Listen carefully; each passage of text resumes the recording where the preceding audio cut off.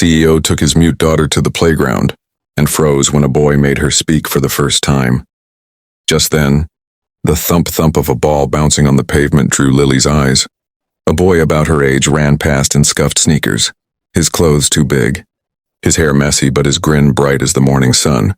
He dribbled a worn-out soccer ball across the grass, chasing it until it stopped right in front of Lily's feet.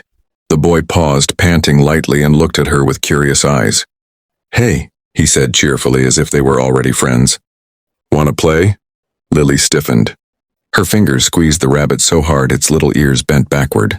She darted a glance at her father, then shook her head quickly, almost fearfully. Damien opened his mouth, ready to step in, to politely send the boy away and shield Lily from discomfort. But before he could speak, the boy crouched down to her level. "That's okay," he said with a shrug, not the least bit discouraged. His voice was gentle, almost knowing. "You don't have to talk if you don't want to. My mom says sometimes people's words hide in their hearts until they feel safe." Damien froze.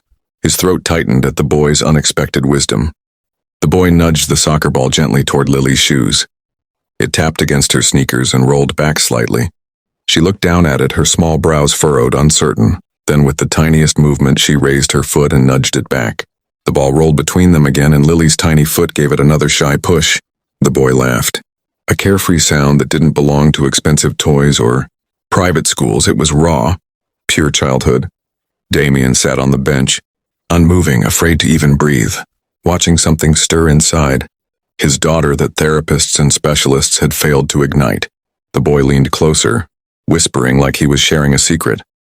"My name's Ben," he said. "What's yours?" Lily froze. Her lips trembled as though words sat there, afraid to leap into the world. Damien leaned forward, his chest tightening. He had seen her try before, only to retreat into silence.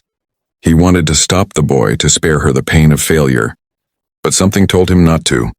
The stuffed rabbit slipped from Lily's arms and tumbled into the grass. Ben picked it up carefully and dusted it off before handing it back. "I'll keep your bunny safe if you tell me his name," he offered with a grin. Her hands shook.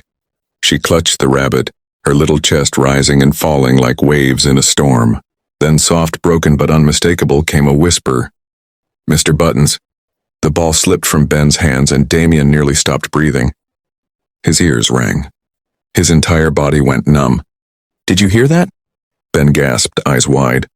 Damien's throat tightened painfully. Yes, I did." Lily's cheeks flushed. For the first time in 2 years she had spoken.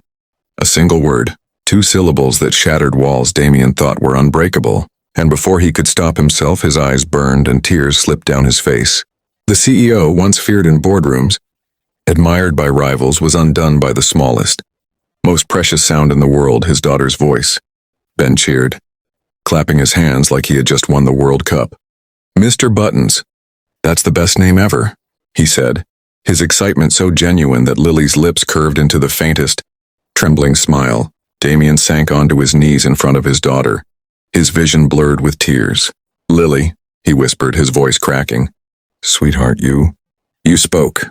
She looked at him, eyes wide, almost afraid she had done something wrong. Then hesitantly she whispered again, "Daddy." The word pierced through him, breaking every chain of grief that had weighed on his heart. He wrapped her in his arms, holding her so tightly as if she might disappear. For the first time in 2 years, he felt alive because his little girl was finding her way back to him.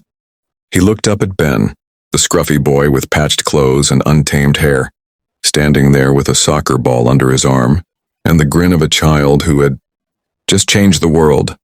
"Thank you," Damien said, his voice unsteady but full of awe. You don't know what you've done." Ben shrugged shyly, though pride shone in his eyes. "Sometimes people just need a friend," he said.